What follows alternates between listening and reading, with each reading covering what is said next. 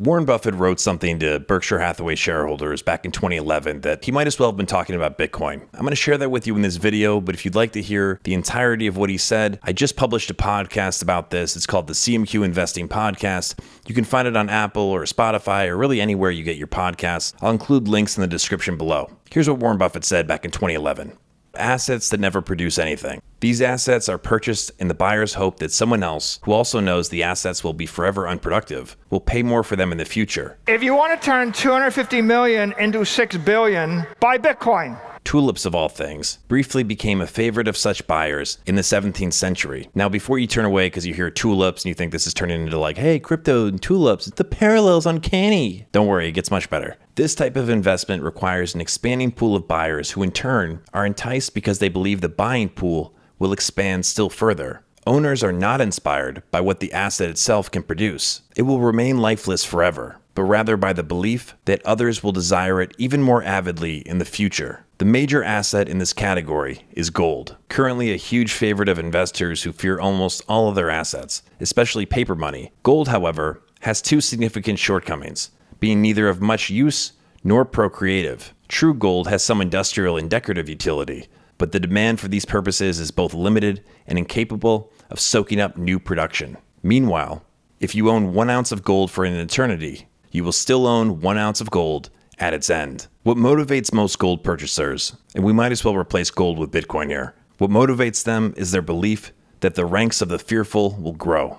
During the past decade, that belief has proved correct. Beyond that, the rising price has on its own generated additional buying enthusiasm, attracting purchasers who see the rise as validating an investment thesis. As bandwagon investors join any party, they create their own truth. For a while, both internet stocks and houses have demonstrated the extraordinary excesses that can be created by combining an initially sensible thesis with well-publicized rising prices. Sound familiar? In these bubbles, an army of originally skeptical investors succumbed to the proof delivered by the market, and the pool of buyers, for a time, expanded sufficiently to keep the bandwagon rolling. But bubbles blown large enough inevitably pop.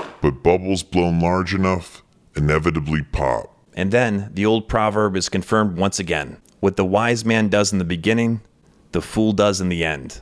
In these final paragraphs, Warren Buffett creates a visual that I found to be pretty powerful. And I think it'll really drive home this point about, what it means when he says it's a non-productive asset. Today, the world's gold stock is about 170,000 metric tons. And if all of it were melded together, it would form a cube of about 68 feet per side. Picture it fitting comfortably within a baseball infield.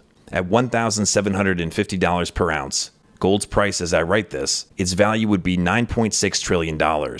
Call this cube Pile A. Let's now create a Pile B costing an equal amount. For that, we could buy all U.S. cropland, which is 400 million acres with output of about $200 billion annually, plus 16 ExxonMobils, which is the world's most profitable company, one earning more than $40 billion annually. After these purchases, we would have about $1 trillion left over for walking around money. No sense feeling strapped after this buying binge.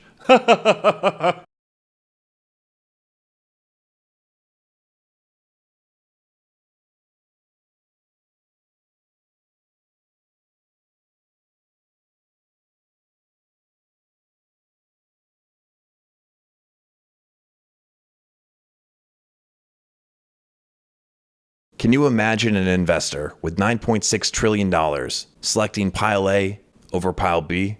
I can, because we've been witnessing this in the past couple of years with some of the Bitcoin pumpers. We have a price target in 2030 for Bitcoin of more than $1 million. Beyond the staggering valuation given the existing stock of gold, current prices make today's annual production of gold command about $160 billion.